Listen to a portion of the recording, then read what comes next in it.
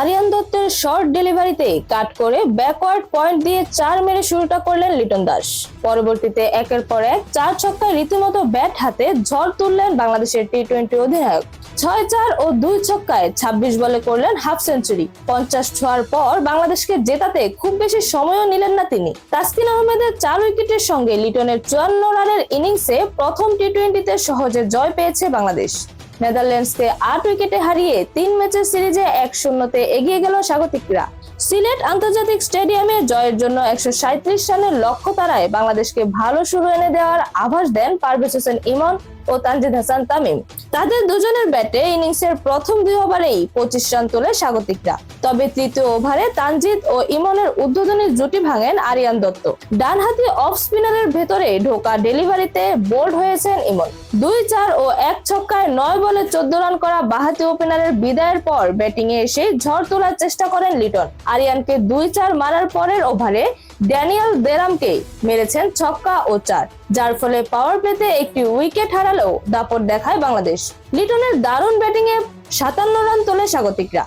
Power play শেষে একটু দেখে শুনে খেলার চেষ্টা করেছিলেন তারা দুজন, যদিও সেটা খুব বেশি সময় করতে হয়নি। একের পর এক বাউন্ডারিতে দলকে নিয়ে যেতে থাকেন তারা। একটু পর জড়তা কাটিয়ে ছক্কা মারার চেষ্টা করেন তানজিদ। টিম প্রিঙ্গলের ফুল টস ডেলিভারিতে ডাউন দ্য উইকেটে এসে খেলতে গিয়ে টাইমিং এ গড়বড় করে লং অনে ক্যাচ দিয়েছেন তিনি। বাঁহাতি ওপেনারকে ফিরতে হয় 2-4-এ 24 বলে 29 রান করে।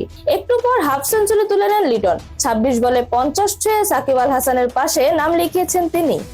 আন্তর্জাতিক টি-20তে বাংলাদেশের হয়ে এতদিন সবচেয়ে বেশি 13 হাফ সেঞ্চুরির মালিক ছিলেন সাকিব। নেদারল্যান্ডসের বিপক্ষে প্রথম ম্যাচে পাওয়া হাফ সেঞ্চুরিতে সাকিবকে ছুঁয়েছেন তিনি।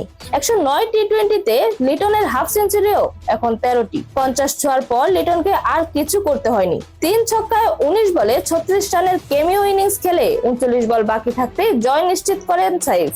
এর টস হেরে ব্যাটিং এ নেমে ম্যাক্স ওডাউডের ব্যাটে ভালো শুরু পেয়েছিল নেদারল্যান্ডস।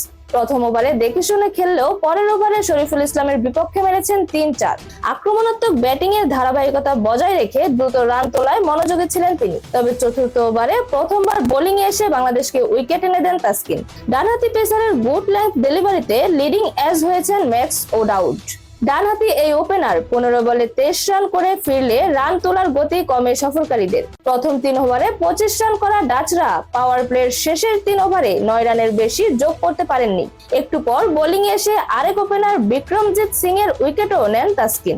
ডানহাতি পেসারের পঞ্চম স্টাম্পের শর্ট লেংথ ডেলিভারিতে লং অনের উপর দিয়ে খেলার চেষ্টায় ইমনের হাতে ক্যাচ দেন তিনি। দ্রুতই 2 উইকেট হারানোর জুটি গড়ার পাশাপাশি দ্রুত রান তোলার চেষ্টা করেন তেজা নিদামানুরু ও স্কট এডওয়ার্ডস। তাদের দুজনের জমে ওঠা জুটি ভাঙেন সাইফ। ইনিংসের 10ম ওভারে বোলিং এ এসে এডওয়ার্ডসকে ফেরান তিনি।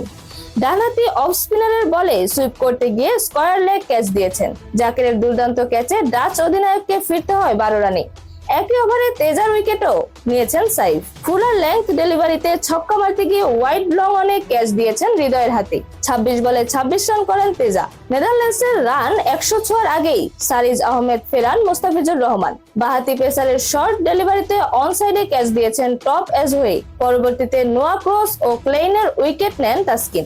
শেষ পর্যন্ত 136 রানের বেশি করতে পারেননি নেদারল্যান্ড। বাংলাদেশের হয়ে তাসকিন 4টি ও সাইফ নিয়েছেন 2টি উইকেট।